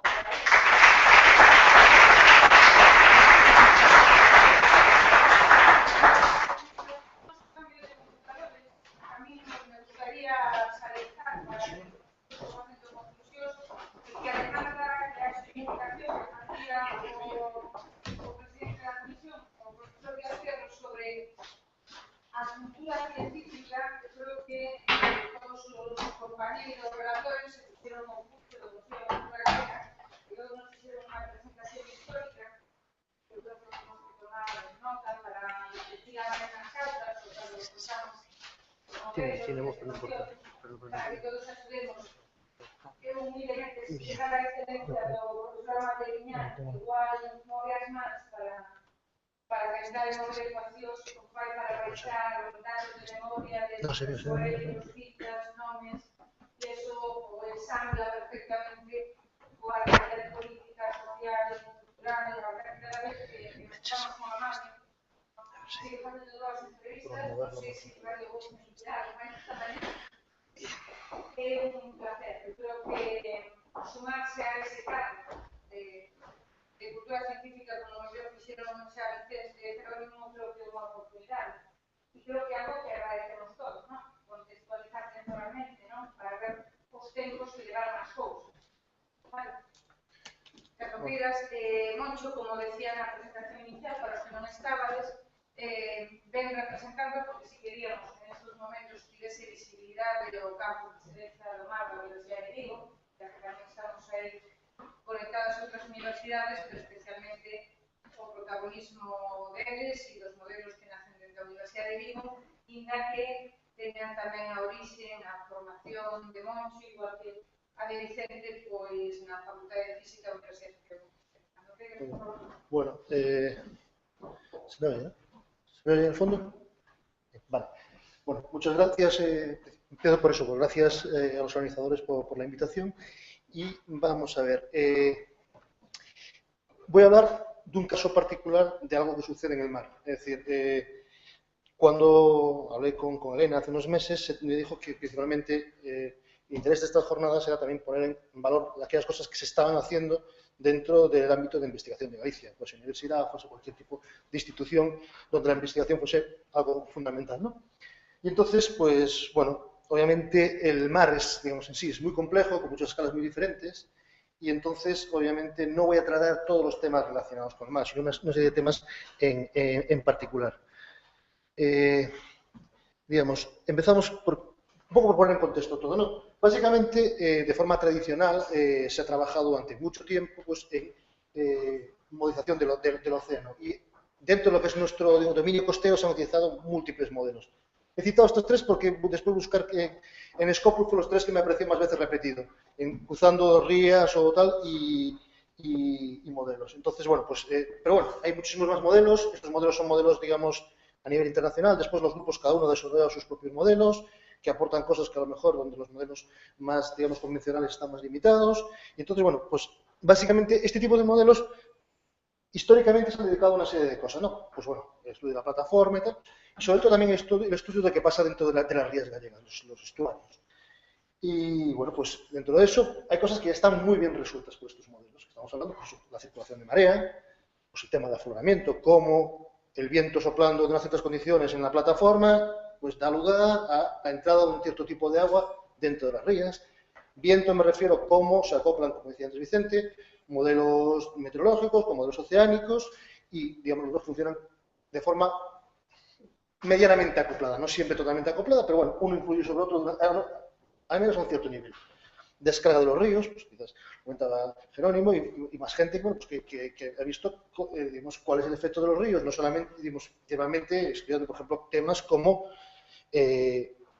cómo cambia la salinidad dentro de los estuarios debido al aporte de los ríos, cosas de este estilo. Vale, eso es un poco un background, digamos, una introducción un poco histórica a las cosas que han seguido haciendo en Galicia dentro del punto de vista de modelos hidrodinámicos. Yo, este tipo de cosas no son las que voy a tratar ahora, voy a tratar otras cosas un poco más en particular, que va a ser qué pasa con el oleaje, que es, digamos, el otro gran campo dentro de lo que sucede en el agua. Digamos, modelos, pues, corrientes frente a modelos de oleaje. Bueno, todos estamos acostumbrados a ver cosas de estos estilos. Cualquiera que viva cerca del mar pues está acostumbrado a los momentos en invierno en que hay descargas importantes, digamos, tormentas importantes, no siempre aparentes a lo mejor en costa, pero sí que se ven los efectos en costa cuando llega el oleaje, digamos, costero. Voy a poner un vídeo simplemente para mostraros qué tipo de cosas nos interesan y lo complejo que puede ser. Vemos aquí que hay bloques. Estos bloques, aunque pesen miles de kilos, pueden llegar a ser movidos por la fuerza del agua. Tenemos agua. Tenemos ese agua que al romper se mezcla con el aire y forma espuma. Golpea los muros, golpea las farolas, golpea los bancos, golpea los bancos. Incluso si se ve en el vídeo, ves que aquí como el agua es un poco así como sucilla, digamos. ¿Por qué? Porque también hay arena o hay sedimento que lo está suspendiendo. Entonces, como podéis ver, el fenómeno es en sí complejo, ¿no? Es decir, sobre todo porque hay muchas fases en juego y muchas, digamos, escalas diferentes, espaciales. Por mostraros un ejemplo, y bueno, estas fotos están tomadas, bueno, he puesto ahí los años, pues porque, bueno, lo tengo aquí, pero realmente podemos haber buscado cualquier otro año. Os fijáis, en esta de San Sebastián, fijaos que hay un coche aquí, aparte del mobiliario urbano, o sea, que haya farolas o no haya, pues hay un coche, supone que hay alguien dentro. Esta es de Coruña y casi podemos sacar una foto similar cada año, algo parecido sucede todos los años, y eso nos hemos acostumbrado a verlo y a veces no nos damos cuenta de lo que significa, ¿no? Y significa muchas cosas. Una de ellas son pérdidas importantes, digamos, pérdidas económicas importantes. O sea, se va a remodelar la balaustrada y todo el proyecto vale 83.000 euros, ¿vale? Bueno, al fin y al cabo es dinero, digamos. No es que ahora mismo haya mucho, pero, bueno, podría haberlo. Pero hay otro tipo de pérdidas que no se compensan, ¿vale? Y esto lo estamos viendo, he cogido unos cuantos periódicos así, haciendo búsquedas en internet rápidamente, y me sale casi, pues, todos los años un par de eventos de este estilo. Pues que si alguien muere por un golpe de mar, un temporal, que también es muy frío, pero bueno, en este caso eran muertos por golpes de mar. Os acordaréis de la ciudad de más occidente, en Punta Langosteira hace unos años. Tema de percebeiros. Entonces, en los últimos años, el número de personas que viven cerca del mar ha aumentado, digamos, exponencialmente. Y el número de personas que dependen del mar, digamos, para vivir o para, pues, recreo. Es decir, hace tiempo casi nadie estaba en el mar, pero ahora hay muchos barcos, pues eso, de recreo, hay muchas actividades programadas en el mar, mucha gente vive cerca del agua y estamos muy expuestas a fuerzas importantes, ¿no? Tenemos estos eventos extremos y de alguna forma queremos saber qué podríamos hacer para, digamos, no podemos evitarlos. Bueno, podríamos estar hablando, pero al menos paliarlos, es decir, reducir cuál puede ser su efecto sobre la población. Y entonces, ¿cómo podemos hacerlo? Pues bueno, un poco ya lo hemos dicho todos esta mañana, ¿no? Modelar, para saber cómo y cuándo van a suceder, las cosas que podemos hacer. Otra cosa que podemos hacer también es y esto sobre todo toca a los ingenieros, es construir de forma más eficiente, ¿vale? Yo siempre pongo el ejemplo de cuando fue, digamos, es un caso extremo, cuando fue el tsunami de Indonesia, casi hace 10 años, después un grupo de ingenieros civiles americanos fueron a ver qué había pasado en ciertas zonas y a ver un proyecto que se llamaba Lecciones que hemos aprendido de esto. Y hay una foto que me mandó un colega que estaba dentro del grupo ese, que era, digamos, había una especie de playa con una rampa de subida. Y enfrente, del otro lado de la carretera, había una casa. La foto de la casa, después de eso, era el bajo, básicamente normal, y el primer piso, destrozado. O sea, esa rampa que se había construido por motivos de que a lo mejor quedó bonito, estético, lo que fuese, que se puso mirando hacia tierra, si se hubiese puesto, digamos, cruzado hacia tierra, la típica rampa que sube así, se hubiese podido evitar ese efecto. O sea, ¿qué nos pueden aportar los modelos para hacer que, si bien las olas van a seguir existiendo, su efecto sea menor? Es decir, construir paseos marítimos en todos los sitios que hay, y tal como se construyen, tampoco puede parecer a veces que no es la mejor opción. Y de hacerlos, hay que hacerlos, digamos, conociendo una serie de normas, ¿no? Bueno, dentro de la parte que decía de modelar, para saber cómo y cuándo van a suceder, bueno, ya existen modelos que tratan de dar esa información, ¿no? Generalmente lo que se llaman modelos de generación y propagación del oleaje. Básicamente hay 3 que se utilizan más o menos toda la comunidad internacional, que son WAN, SWAN y WaveWatch, ¿no? Y, obviamente, bueno, pues, ¿quién los utiliza? Pues, generalmente algún tipo de ente que tiene, digamos, el conocimiento y las herramientas para poder hacer eso. Como ejemplo, los puertos del Estado. Hace una predicción, pues, a nivel, digamos, de todo el mar, y está basado en 2 de sus modelos, en WAN y WaveWatch, y trabajan con un umbral, digamos, de unas 72 horas. ¿Vale? Entonces, bueno, hace una predicción, digamos, externa. También hay digamos, mismo puertos del Estado, hace una predicción local del oleaje dentro de lo que se llama el proyecto SAPO, y bueno, pues ve lo que pasa en diferentes zonas portuarias. En este caso basado en el modelo SWAN, también con un umbral de unas 72 horas, y esa es una información que proporcionan y que es muy válida. A nivel más de la comunidad autónoma, pues lo que decía antes Vicente, ¿no? Ellos, obviamente, pues tienen modelos que dan, pues eso, estado del mar, acoplando, pues, sus campos de vientos con, digamos, módulos de oleaje. Si digo algo que no sea cierto, me corrige el Vicente, pero básicamente, pues eso, hay una predicción regional basada en WaveWatch, algo de este estilo, también con umbral de 72 horas, si mal no recuerdo, y también hay predicciones a nivel más local, basadas en SWAN, pues donde ya se pueden tratar, pues eso, rías, proximidades de puertos, cosas más detalladas, ¿no? Y básicamente, pues generalmente se proporcionan campos como estos, alturas significativas, cosas de este estilo, ¿no? Bueno, estos modelos, digamos, desde mi punto de vista, tengo que decir que para mí son impecables. Son una herramienta súper útil y que obviamente no tiene precio, ¿vale? Para mí tiene una serie de ventajas, ¿no? Primero, son modelos muy estables. Es decir, metámosle un campo de viento que realmente no es muy bueno o que tenga algún efecto. Es decir, son modelos que generalmente proporcionan una solución incluso en condiciones bastante adversas, lo cual es bueno, ¿vale? Otro tema es que están usados, son modelos generados a nivel internacional, están, digamos, usados por una amplia comunidad. Eso quiere decir que hay muchísima gente trabajando en ellos, gente descubriendo que hay errores, cambiando parametrizaciones, haciendo cosas nuevas. Eso es importante, ¿no? Otro de los temas es que son muy rápidos en tiempo de ejecución. Y eso es importante. Antes decía Vicente, hacíamos en el caso meteorológico, hagamos una predicción por ensamblos. Una predicción por ensamblos significa correr el mismo caso muchas veces, ¿vale? Eso y aquí, aunque no sea por ensamble, es decir, aquí lo que tenemos es que primero haber corrido un modelo de viento, sacar cuál va a ser el viento y después de ese viento correr el modelo de olas. Eso tiene que suceder muy rápido, porque si yo, para saber qué pasa dentro de 24 horas, tardo 32 en calcularlo, para eso lo espero y lo veo en directo, ¿vale? Entonces, es muy importante que este tipo de modelos deben funcionar de forma muy rápida y operativa, como realmente lo hacen, ¿no? Y dan información sobre un amplio espectro de olas. Básicamente, no tratan las olas como eventos particulares, sino básicamente proporcionan medidas como lo que veíamos ahí, periodo de pico, altura significativa de ola, ¿vale? Entonces, dan información, digamos, que la podemos analizar de forma relativamente sencilla, ¿no? Y de sencilla pongo todas las comillas que queráis, pero sí. Para mí, tiene unas pequeñas desventajas que es ahí donde nosotros hemos pensado que podíamos no sustituir esto, ni muchísimo menos, sino, de alguna forma, utilizar esta información para aplicar en otras cosas y, digamos, ir un poquitín más allá, ¿no? Entonces, obviamente, lo que digo, no es una sustitución de una cosa por otra, es simplemente tenemos una información hasta aquí y veamos qué podemos tener como valor añadido. La primera son modelos importados. Esto siempre es un pro y un contra. Importado significa, como bueno, que hay mucha gente trabajando y mucha gente que lo tal. Lo malo es que a veces se utilizan como cajas negras. Y eso es un peligro. Unos modelos más reputados para temas oceánicos, por ejemplo, el MIC, que es un modelo que se vende, que tiene un precio y tal. Y un día hablando con una persona en el CERS me decía, no sé, bueno, un poco por la estimación de la gente que he visto y tal, yo creo que un 50% de las veces que se aplica este modelo se aplica fuera de rango. Lo que tú decías antes, Lorena. Claro, hay que aplicar estas cosas en rango. ¿Vale?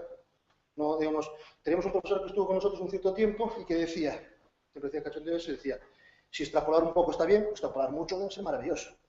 Obviamente no es eso. ¿Vale? Entonces, cuidado con los modelos cuando no se sabe muy bien qué es lo que tienen dentro. Entonces, bueno, este tipo de modelos, otra cosa, si no funcionan de forma realista, cerca de coste. Cuando digo cerca, digo muy cerca de la costa. Y digo a veces incluso encima de la costa. Eso no lo hace. ¿Vale? Y cuando la mayor parte de estos accidentes que hemos visto, a esa gente a la que mató un golpe de mar, tal, no la mató generalmente en el mar, sino la mató en costa. ¿Vale? Entonces, y otra cosa es que no dan información en todas las individuales. Como decía antes, es una ventaja porque la información que nos da es una información muy sintética y muy fácilmente interpretable. Pero yo creo que puedo afirmar que a nadie lo ha matado la ola media. ¿Vale? O sea, cuando surge un accidente, es aquella gente, muchas veces aquella gente que está al lado del oleaje, el oleaje está llegando y tal, y de pronto viene una ola un tanto especial y es la que se la lleva. ¿Vale? Entonces, no, digamos, a veces las olas peligrosas son las olas extremas y a veces hay que saber algo, digamos, de alguna forma ver cómo interaccionan. Bien, ¿cómo podemos ir más allá de estos modelos clásicos? Y más allá con las connotaciones que decía antes, utilizarlos como plataforma para dar algo más. Pues otro tipo de modelos. ¿Basados en qué? En esto, digamos, no soy nada original. Lo contó Vicente, lo contó Jerónimo, o sea, Navier-Stokes. Y Navier-Stokes, es decir, no es más que bueno, estamos hablando de ecuaciones de conservación. O sea, la masa se tiene que conservar y el momento se tiene que conservar. Es decir, si algo está así, no hay ninguna fuerza que actúe sobre él, se queda así. Y si hay una fuerza que actúa, eso se mueve, acorde a esas reglas. Más o menos complejo, pero básicamente eso es lo que da Navier-Stokes. Conservación de la masa y conservación del momento. Bien. Bueno, aquí viene la pregunta del millón. ¿Cómo sin malla? Nosotros pensamos que para la mayor parte de los problemas que se nos pueden plantear, los métodos con malla son suficientes y funcionan perfectamente. ¿Vale? Y nadie pretende nunca competir con este tipo de modelos en aquellos sitios donde funcionan bien. ¿Vale? Porque siempre funcionan bien, son muy estables, son matemáticamente muy correctos, en general, los algoritmos son correctos, pero hay casos que se nos escapan, ¿vale? Donde el tener una malla nos supone unas limitaciones, ¿no? Bueno, esto lo tenía porque no sabía que ibais a comentar antes vosotros y en algún momento Jerónimo mostró una malla, entonces, bueno, simplemente muy rápido, ¿qué es una malla? Un conjunto de puntos más o menos en el que analizamos las propiedades. Pues tenemos un modelo clásico, dividimos en la versión más simplificada, dividimos todo este salón, lo dividimos en cuadraditos, tan grandes como podamos. Y vemos, digamos, qué pasa en cada uno de los vértices de ese cuadradito. Lo que pasa dentro realmente no lo estamos viendo. Bueno, así de forma un poco chusquera explicándolo, ¿no? Y básicamente es lo que medimos. Medimos en un conjunto de puntos. ¿Qué puede suceder? Que nuestro método, que nuestro sistema, que el agua, tengamos un agua moviéndose de aquí para allá, bum, bum, bum, tal, y que estemos realmente resolviendo hasta el techo. Realmente esa zona nunca la estamos perdiendo. Entonces, hay otro tipo de modelos que a veces trata de adaptarse un poco más a, en el fondo, seguir el agua por donde va, ¿no? Es un poco la idea de los modelos lagrangianos. Bueno, esto es lo que decía antes, ¿no? Una malla, para este caso, una malla para este caso, que no tiene por ser cuadrada, puede ser tan regular o irregular como queramos. Bien. Modelos con mallas, lo que os decía antes. Pues básicamente todos los modelos que hemos comentado. Aquellos que tenemos un dominio computacional confinado, y confinado puede significar muchas cosas. Cuando antes Jerónimo puso la ría de Ferrol, obviamente cerró la frontera por aquí, que era donde metía las condiciones de contorno. En la realidad no es que esté confinado, sino que, bueno, asumimos que el resolvemos está ahí y la información que viene de fuera nos la da alguien. Vicente lo hacía también. Iba anidando, cogía unas condiciones externas, que como bien decía él, cuanto más lejos mejor, así influyen menos en lo que tenemos, y poco a poco las vamos llevando la solución a la zona que a nosotros nos interesa. Y, digamos, funcionan en donde los contornos no se mueven, ¿vale? Y en la mayor parte de los casos, los contornos no se mueven. No es lo mismo que en algunos casos, como comentaba ahí, donde tenemos esos bloques allí cerca de la costa, que puede venir una ola y esos bloques pueden llegar a moverse, ¿vale? Veremos algún ejemplo de cosas que se mueven después, ¿no? Y no son buenos en general para problemas que tienen deformaciones del fluido altamente no lineales. Bueno, bajo este epígrafe, pues algo como esto podría ser, imaginemos un dique, llega el agua, pega, una parte de la ola salta, muy grande, y cae del otro lado, y el agua que por el otro lado estaría quieta, se mueve por ese. El flujo, digamos, el fluido, se rompe y se vuelve a unir. Esas cosas son muy no lineales y muy difícilmente tratables con otro tipo de modelos. Y otro de los problemas, por eso también comentaba antes el tema del mallador, es que para generar una malla es un proceso que a veces es un proceso complicado. Para usos industriales, que es un uso industrial, que me pasaron unos colegas de Manchester, se pasan meses solamente para conseguir una malla que se parezca a lo que ellos realmente quieren, ¿no? Y aparte, se pasan meses ellos. Si estuviese haciendo yo, me pasaría años, porque no solamente necesitas ponerla a funcionar, sino tener la experiencia de ver que aquello que te da es correcto. O sea, no es trivial. Bien. La nueva filosofía que os quería contar es de aquellos modelos que no tienen malla. En este caso, los objetos están construidos también con partículas, aunque no las vemos, porque esas partículas están fijas entre ellas, su distancia entre ellas es fija. El fluido, y aquí tenemos bajo una ola, está constituido por partículas. Son como si fueran los nodos en otro tipo de modelos de malla, pero estos nodos se están moviendo. Y para verlo eso, hemos marcado esa trayectoria que va haciendo. Eso significa que un nodo, o sea, una partícula, una bolita que decía antes Jerónimo, o particulita o algo así, puede estar aquí al principio del cálculo, y si las condiciones son tales, pues a lo mejor estar aquí, al final. Pues más, podemos tener todo el fluido metido detrás de una compuerta al principio, resolvemos esa parte del espacio y al final está todo del otro lado, se ha ido río abajo, ¿vale? Las partículas ya no están fijadas a una posición en el espacio. Bien. Bien, por poner un ejemplo, digamos un pequeño resumen. Esto, digamos, bueno, la idea es de uno de los pioneros de este tipo de métodos que desgraciadamente falleció hace un par de años, pero siempre cuando ponía las conferencias se utilizaba este símil, ¿no? Decía, los modelos basados en malla son como esto, son como la jirafa, ¿no? La malla, bien, mallado, son robustos, pero son pequeños. Ya, se le puede pedir lo que se le puede pedir. Bien. Sin embargo, los modelos basados en malla son como el guepardo, son flexibles y adaptables. Aquí están las partículas, ¿no? Y es así como lo vi él, obviamente arrimando las cosas a su sardina, como no podía ser de otra forma, ¿no? Y esta persona, por ejemplo, no trabajaba en el tema de fluidos, trabajaba en el caso de explosiones, fragmentación de sólidos. Reventaba y utilizaba métodos de partículas para eso. Obviamente, por un problema de fragmentación de sólidos, es un problema bien adecuado a ese tipo de dinámica de partículas. No es lo mismo que a lo mejor tengamos un sólido, que a lo mejor le hacemos una cierta torsión, en ese caso un modelo más estándar funciona perfectamente. Y yo nunca, y eso es algo que siempre digo, es nunca utilizaría un modelo de partículas en aquellos sitios donde un modelo con malla diese una buena solución. ¿Vale? Un compañero mío, dentro de una especie de plataforma que tenemos a nivel europeo, estas cosas, dice que nunca podemos luchar en el campo de batalla de datos. ¿Vale? Sí. Tenemos que saber exactamente dónde aplicamos esto. Bien. Bueno, esto me hizo hablar la voz. Bueno, lo que os contaba. Os juro que es un modelo. No es un vídeo. Es el modelo. Echamos un chorro de agua en la copa, cae. Fijaos que una parte del flujo se rompe, parte sale disparado fuera de la copa y se mueve. Este tipo de cosas es muy difícil de tratar de una forma tan estática como depender de una malla. ¿Vale? Al principio no hay nada, poco a poco va llegando más flujo, más líquido, más interacción, hace estas cosas y sale. Jerónimo dirá que es bonito, pero bueno, que la física es otro tema. Ya lo habíamos hablado alguna vez. Por eso, después comentaremos algunos casos en los que realmente lo que nos interesa es, en realidad, lo que podamos. ¿Vale? Porque otra cosa es que, en aquellos casos muy difíciles, una solución regular es mejor que ninguna solución. Lo que decías antes, es decir, muchos problemas de sedimentos. Tener un error, que fuiste muy, muy optimista. Yo alguna vez que... yo la primera vez que oí decir esto, claro, yo antes hacía cosas de hidrodinámica nada más. La primera vez que oía decir, creo que fue a Sánchez Arcilla en un congreso, que si nos acertamos al orden de magnitud y nos equivocamos en menos de un 100%, o sea, si iba a dar 1 y nos da entre 4 y 0,5, podemos ser los hombres más felices del mundo en ese tipo de temas. Pues claro, hay casos en los que a lo mejor realmente no sabemos otra forma de hacer las cosas y hagámoslo con lo que podamos. Tenemos una solución. Mejor que nada, ¿no? Bien, vale. Lo que os decía antes.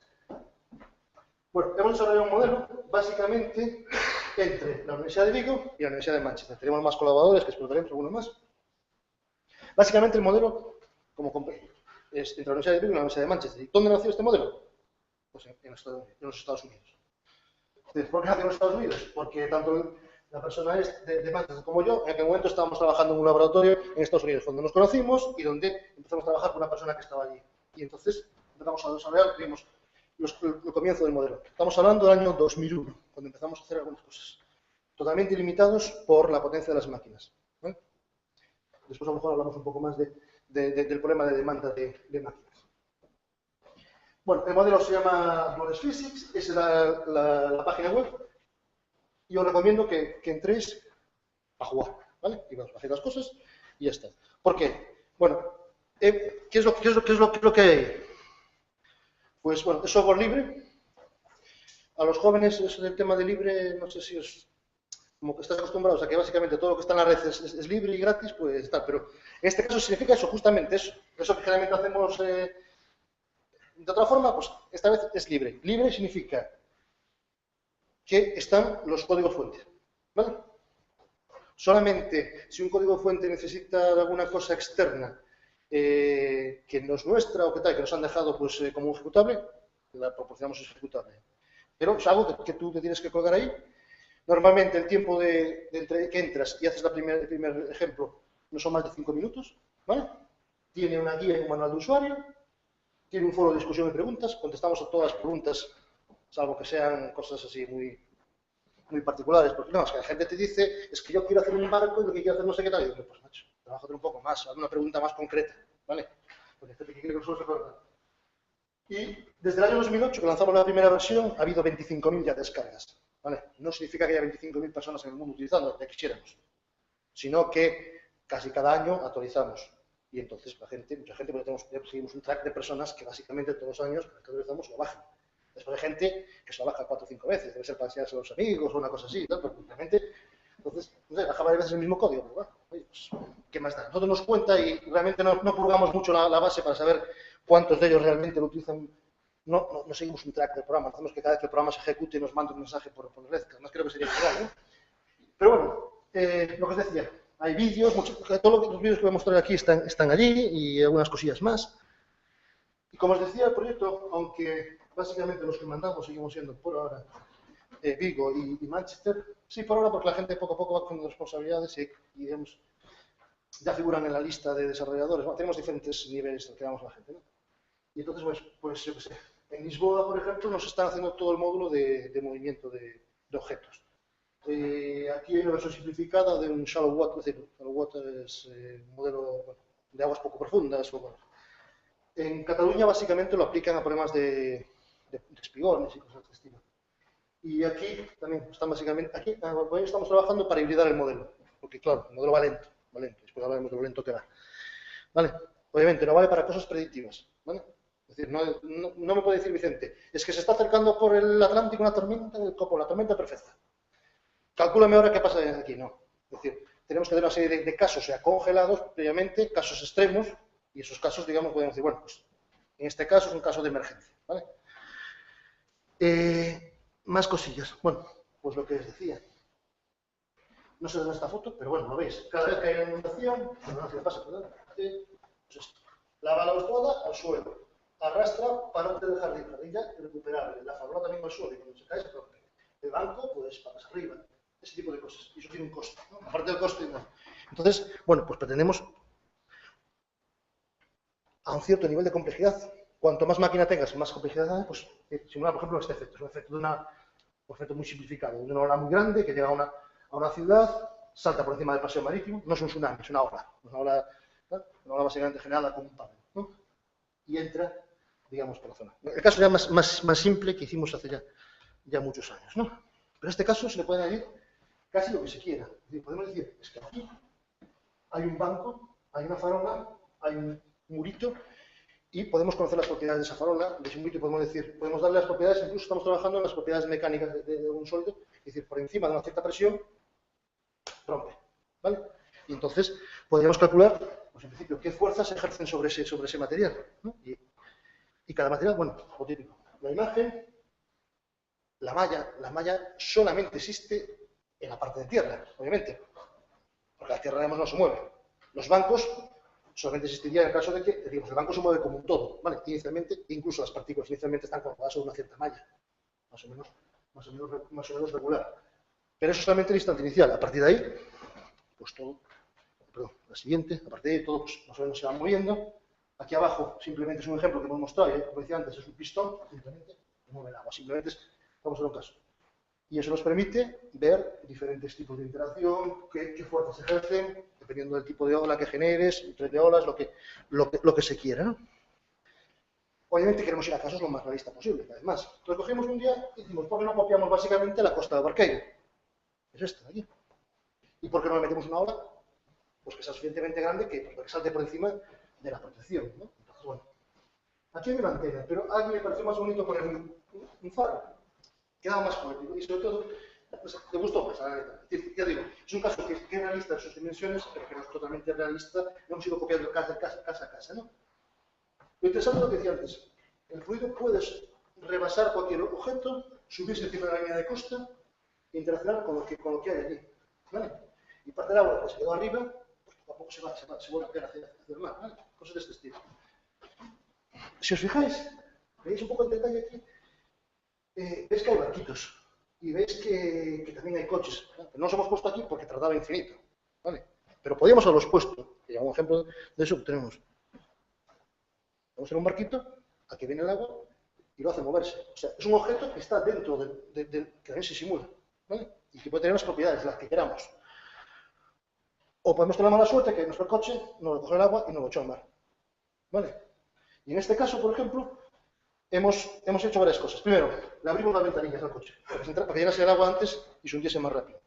Y segunda, dijimos que el motor en este coche está donde tiene que estar, en la parte de delante. De forma que el coche, si lo coges, hace así, y por eso se hunde de esa forma. No se hunde de una forma casual. De cualquier objeto, dentro del tiempo que tengamos y dentro de lo que podamos hacer, le podemos dar propiedades físicas. Una densidad, si podemos, aquí todo el coche le metimos la misma densidad menos la parte delante del motor. De los neumáticos, en este caso no eran neumáticos, eran con la misma densidad que el resto. Pero podemos hacerlo, básicamente, cada una de las partes de... Obviamente, cuestión de tiempo. Otra de las cosas, y yo creo que el profesor Liñán comentó al principio, de que cada vez más pues, tenemos una dependencia, pues cada vez más en energía, hemos agotado las fuentes, y que cada vez más hay más estructuras offshore. También Vicente comentó algo de los molinos offshore y todas esas cosas. Cada vez más tenemos más estructuras que están expuestas a cosas de este estilo. Están fijadas en mitad del mar, más o menos lejos, y cuando viene algún temporal, pues lo siente. Bueno, en el resto de los casos no os he puesto las dimensiones. En todos los demás casos que hemos visto, las dimensiones eran realistas. Cuando dije que era el barquero, salvo alguna licencia poética, era el barquero, ¿no? En este caso, simplemente os quiero comentar un par de cosillas. Fijaos, esta estructura tiene 12 y hasta aquí 25. Usamos, digamos, 40. Los matemáticos me aceptáis eso como 40, básicamente, ¿no? Bien, 40. Pensad, 40 metros. Pensad que un edificio normal, básicamente la distancia entre piso y piso son 3 metros. ¿No? Estamos hablando de una estructura de 13 pisos. ¿No? 13 pisos. Aceptamos, ¿vale? Aceptamos público como animal de compañía. Bien, queremos resolver esta estructura porque le va a golpear el agua y queremos ver las fuerzas que se ejercen en cada parte de la estructura, porque lo que nos interesa saber es si esta estructura puede llegar, en este caso está anclada al suelo. Podemos tener estructuras que no estuviesen ancladas y están moverse. podemos pensar que, digamos, qué daños puede sufrir esa estructura en el caso de un temporal de este estilo. Entonces la queremos resolver a 9 centímetros. Es decir, cogemos un cubito, nuestra partícula representa un cubito básicamente así, 9 centímetros. Y con estos cubitos queremos resolver algo que mide 40 metros. Como podéis ver, pues, digamos, la cantidad de información que necesitamos y que vamos a manejar es altísima, ¿no? De hecho, siempre lo muestro porque es un caso del que estamos orgullosos porque fue, digamos, un caso récord en número de partículas utilizadas, ¿no? ¿Ves? Una ola grande colisionando con la estructura donde podemos en cualquier momento calcular cuáles son las fuerzas que se ejercen sobre esa estructura. En este caso la pusimos totalmente rígida y no tuvimos en cuenta si podía o no podía romperse bajo estas condiciones, pero podemos hacerlo, ¿vale? Podemos decir cuáles eran las condiciones de rotura de esa estructura, ¿no? Le digo, es un proceso, y aquí Vicente siempre me echa la bronca por estas cosas, es un proceso que dura, no sé, ¿cuánto pone ahí? 12 segundos de tiempo real.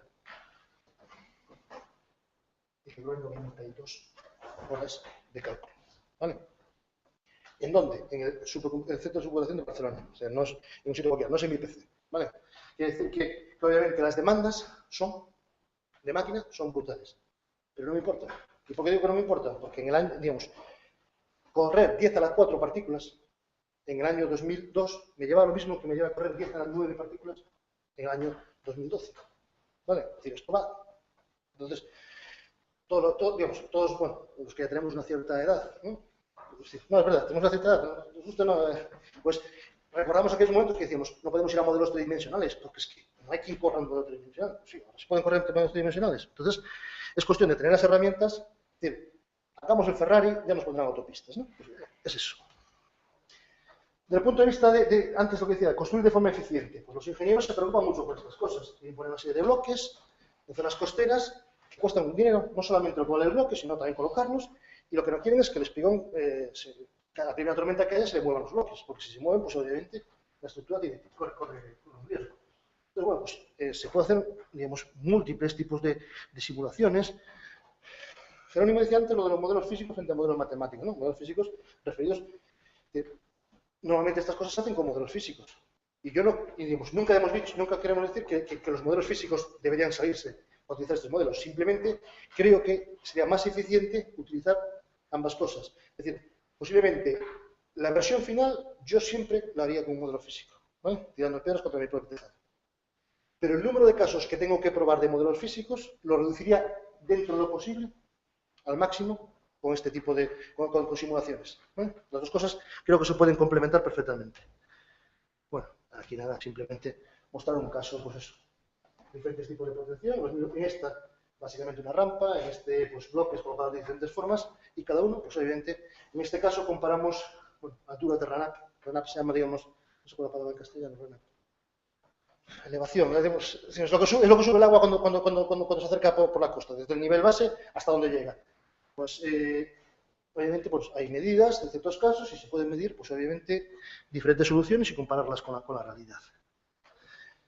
La ventaja de hacerlo con partículas, aquí va a empezar a llegar oleaje y vamos a ver, los colores no significan nada, el color único significa es que azul es el instante donde está ahora y rojo, digamos, hasta rojo marca la trayectoria de los últimos, digamos, milisegundos, un poco para que tengamos una idea del halo que va dejando la partícula. ¿Qué podemos hacer con este tipo de modelos? Que el agua entre por los intersticios de los bloques y con eso puede llegar a moverlos, a desplazarlos y a deformar ese tipo de estructura. Y eso difícilmente se logra de otra forma. Ya me queda poco, Elena. Entonces, otra cosa, objetos flotantes, ¿no? Cuando hay inundación tipo tsunami, muchas veces hay de todo menos agua, ¿vale? Barro, hay de todo. Y hay aquí pues una casa que va flotando, un contenedor que va flotando, un coche que va flotando. Todo el mundo recuerda pues esto, ¿no? Coches arrastrados por el agua en Japón, el barco que anda por allá arriba, el agua que entra aquí invade pues un parking y empieza a mover los coches, el barco que sigue viniendo a la deriva, que va a tener más tarde, aquí otros coches que se ven arrastrados. Ese tipo de cosas también la pretendemos ir haciendo, ¿vale? Como decía antes Jerónimo, es importante que las cosas no solamente sean bonitas, sino que se adecúen a la realidad, ¿no? Y para eso estamos haciendo experimentos de campo, donde tenemos unos cubitos aquí, los colocamos, le ponemos, ¿ves? Están marcadas las caras para que sepamos cuáles son. Conocemos todo, conocemos la densidad, conocemos el tamaño del objeto. Es un flash, que hay. Ese flash significa en el momento pum, que levantas la compuerta, tienes perfectamente medido y puedes hacerlo, has ido por varias cámaras y puedes seguir el timing de todo el proceso, ¿no? Y hemos hecho ya unos experimentos, pues eso, tratando de simular. Y además este experimento está hecho con muy pocas partículas, simplemente era para ver, digamos, con muy poco nivel de discretización, simplemente para ver la capacidad. Y bueno, estamos contentos. Es decir, ya dan unas medidas en experimentos preliminares bastante buenas y bastante cercanas a la realidad. Ya digo, la discretización no es buena, es bastante vasta porque era un poco para mostrar, simplemente, ¿verdad? Lo que os decía. Bueno, en este caso, aparece aquí y no aparece aquí, que no estamos viendo. Lo digo porque si alguien se ve que el agua está rebotando aquí, es para que se viese, ¿no? El parking encerrado y lo que vemos. Los coches dejan de ser, digamos, los coches son objetos y a veces el peligro es, digamos, lo que mueve el agua, cuál es la capacidad de eso de hacer daño, ese objeto movido por el agua. Un coche golpea a otro, los coches, cualquier objeto, tiene sus propiedades, sus densidades, tal, y su fricción con otros objetos, ¿vale? Y eso se puede. Bueno, en este caso, el de turno dijo, vamos a hacer un paseo muy bonito, no vamos a fijar los bancos, vamos a fijar la balaustrada, vamos a poner así, como muy tal. Ya vamos a dar simplemente un ejemplo, ¿no? Digamos, bueno, dejamos un banco ahí, bueno, ese banco se puede convertir en un proyectil. Hemos puesto la densidad de la balaustrada, que era similar a la del agua, para que fuese como una especie de madera flotante. Golpea, la balaustrada golpea el banco, parte de ello salta por encima del murito ese que había. Hay un muro, aquí no aparece, ¿vale? Veis que el agua rebota. Y ese agua pues se lleva el objeto. Pues, ¿no? Esas cosas las que estamos tratando de, en experimentos de laboratorio de calibrar. Casos sencillos, obviamente. Nadie puede hacer el caso primero que vimos, el del mar, de primeras. Tenemos que hacer experimentos de laboratorio donde podamos repetir una y otra vez las condiciones para estar seguros que comparamos de verdad. Problema, lo hemos dicho varias veces durante la charla. El alto coste computacional. Terrible. Veis el tiempo que tardan esas cosas. No vale de sistema, no vale de, digamos, de forma predictiva para decir, ya me pasa este fenómeno, dime qué va a pasar. No podemos hacer eso. Lo menos no podemos hacerlo ahora. Y no creo que en la próxima década. Bueno, la solución viene de un mundo que los jóvenes de aquí conocéis mejor que yo. Es el mundo de los jugones. El mundo de las tarjetas gráficas. Las tarjetas gráficas, esto está todos puestos, ¿no? Bueno, pues el tema de las tarjetas gráficas, en el fondo, está compuesto de las pequeñas unidades que, como cada vez habéis demandado mayor rapidez, los juegos más reales, que vaya más rápido, en el fondo cada tarjeta gráfica está construida como si fuera por mil microprocesadores. ¿Vale? Pero van a una velocidad impresionante y trabajan de forma conjunta.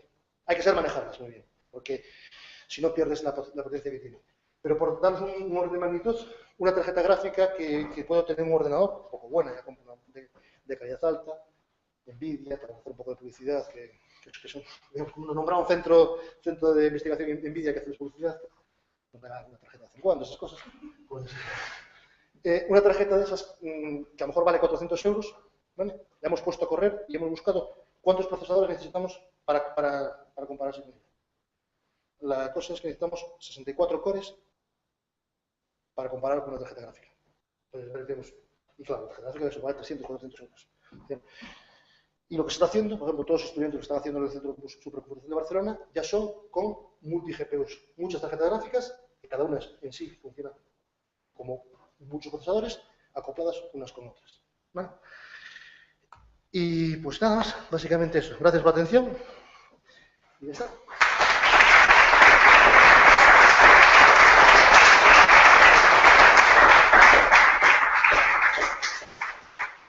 La partida no sé si tiene sentido o no. La pusieron, no sé. Se mueven bien los bichos, pero no sé si tiene sentido. Pero vamos, a partir do tempo haremos un éxito, de verdad, moitas gracias, Moncho, por la eficiencia con tanto, que creo que unha cousa que nos está que é moi didáctica e que me gustaría sobre todo impregnar os colegas das novas xeracións a capacidade operacional, a capacidade de citar, de relacionarnos, de apoiarnos e de revalorizarnos todos, que é un dos objetivos da xornada. Non pasa nada, desde que hai distintas formas de resolver moitos problemas para resolver e nunca o negocio de un vai contra o negocio de outro, todo o contrario, cando máis aporte, máis aposte no centro de computación, máis ferramentas temos todos, cando máis datos nos aporten con ese compromiso de ciudadanía que falaba ao principio de Galicia, que moi ben apuntou Vicente, máis podemos facer entre todos, máis podemos levar o tempo no bolsillo. relativamente. Isto, como vos podedes imaginar, se non o pensastedes, a veces o lecer e a guerra tamén son os grandes demandantes do I+D, porque tanto os primeiros dos foron de recreo, outros foron de outro tipo, decir, por si esa parte medioambiental nos leva ao romanticismo de poñer o faro, que os temas de volúmenes finitos e os temas de volúmenes de presa dos que se estaban a falar se desenvolveron, sobre todo, os métodos numéricos durante a Segunda Guerra Mundial para dinamitar as presas do Rin e empregar a enerxía hidráulica directamente como arma. Iso non quere dicir que ahora non cuidamos preocuparnos polo confort dos nosos colegas que viven nos nosos encoros, non? Para que as pellotas suban do xeito máis confortable. A mesma tecnoloxía, según como entreguemos, o que decía Peter Lacks, que non se pode poñer portas ao campo, esos mesmos métodos que permiten desenvolver o que toman casa, pois tamén nos permiten poñernos hoxe a hacer outras cousas. Así que, eu espero que o que fagades vos sexa tan positivo como os que estamos facendo de unha certa xeración, porque hai como dous intervalos temporais das persoas que nos estamos dirixindo a vos, en torno a boa añada dos 66, 65, 60, por aí andamos, non? Así que, bueno, se tenéis alguna pregunta, sí. Por parte da admiración ao sobre de muitas imaxes veces, unha pregunta moi concreta. As peticións, a final de do século, son de que o nivel do mar vai subir pues, uns 40 centímetros, máis ou menos, non? Sobre estas peticións, manteniendo el ritmo actual, sí. De 40 e 50 centímetros, non? Sobre esas peticións de subida de nivel do mar, hai algúns modelos que falan xa das puntas de oleaxe que hai que sumar, non? A estas peticións. Eu, o que teño visto, moitas destes puntos de oleaxe que lle suban son prácticamente un valor constante. Non? A pregunta é se hai alguna posibilidade que se poida particularizar, é dicir, que teñamos para Galicia, para que xa en concreto, non? Para as nosas costas, aparte do que é a subida máis ou menos agardada do nivel do mar, que isto é bastante general, unhas puntas de oleaxe que van a incrementar, evidentemente, ese nivel, non? Propias das desde el punto de vista estadístico o desde el punto de vista de localización geográfica. Bien, vale, vamos a ver. Empiezo por una cosa que siempre le cuento a mis alumnos y que tú obviamente sabes perfectamente, pero lo digo sobre todo por la gente joven. Todo hay que ponerlo en contexto siempre, ¿vale? La elevación del nivel del mar, digamos que pueda ser 40 centímetros, ¿vale? En un siglo. Tenemos olas de 5 metros en costa. Y cada vez que hay una tormenta, y digamos, tenemos lo que se llama metro invertido, por cada milímetro que baja, digamos, de presión, centímetro que sube el agua. Tenemos muchísimas cosas ahí, ¿vale? Entonces, a veces nos preocupamos única y exclusivamente por la subida del nivel del mar, y eso es la contracción ahora, ¿no? Nos preocupamos solamente por la subida del nivel del mar, esos 40 o 50 centímetros. Pero hay algunos grupos, por ejemplo, la gente de Cantabria, que ya se ha preocupado en ver cuál sería, digamos, patrones de vientos que podrían existir dentro de 50 años con esos patrones de viento. Obviamente, pues, como decía Vicente, no son perfectos, pero más o menos podríamos tener una cierta idea. Con esos patrones de vientos, forzar modelos de oleaje y ver qué es lo que nos está llegando a costa. Porque primero puede resultar que nos haya subido 40 o 50 centímetros. A lo mejor nos importa poco si las olas que nos vienen tienen 2 metros más. ¿Vale? Entonces, eso es más difícil de probar, pero es algo que también hay que tener muy en cuenta, ¿no? Que los patrones de oleaje pueden estar cambiando totalmente en el tiempo y ser muy importantes. Para ello, obviamente, pues hay que considerar diferentes escenarios y obviamente las cosas no son nunca lineales. Y otra cosa es que obviamente nosotros podemos poner contramedidas. Es decir, hoy por hoy los diques, si hay que hacerlos, a ver, si los haces, pues a lo mejor tienes que pensar que en el futuro va a subir el nivel del mar, tienes que hacerlos un poco más altos, ese tipo de cosas. Eso tenemos que ir evolucionando a medida que vemos cómo evoluciona la situación. Pero yo creo, y ahí he decidido lo que tú dices, que es importantísimo tener en cuenta para el futuro el tema de cómo pueden cambiar los patrones de viento y cómo esos pueden dar lugares a patrones de oleaje totalmente diferentes a los que tenemos ahora. Y otra cosa que dijo Vicente antes muy bien y que a veces me parece muy interesante. A veces nos damos cuenta que los valores medios no han variado mucho, pero los valores extremos sí que han variado mucho. Y ahí es donde está el peligro, ¿vale? Como decía antes yo, generalmente a nadie le mata la ola media, porque está muy despistado para que una que son las normales te vaya y te pille. La que te pillas, pico que cada 7 olas te viene un poco más fuerte y te llega. ¿Vale? Entonces, importantísimo también eso, el estudio de eventos extremos. Muchas gracias. ¿Alguna cuestión más? Bueno, pues dar las gracias. No me quería ir porque se me está exigiendo el evento de escritura que debemos de tomar para otra, y sobre todo antes a raíz de intervención de Vicente. Este año tamén é o Ano Internacional de Estadística, está aquí representado o Consello Galego de Estadística e hai unha compañía facultade que será próximamente doutora en Estadística, que simplemente que focalizamos a xornada no planeta Terra, pero a parte de esta de honra estadística, esa parte das matemáticas está presente na UNESCO e en máis. Bueno, pues ahora vamos a descansar, vamos a comer y nos vemos puntualmente a las 4:30. Muchas gracias a todos.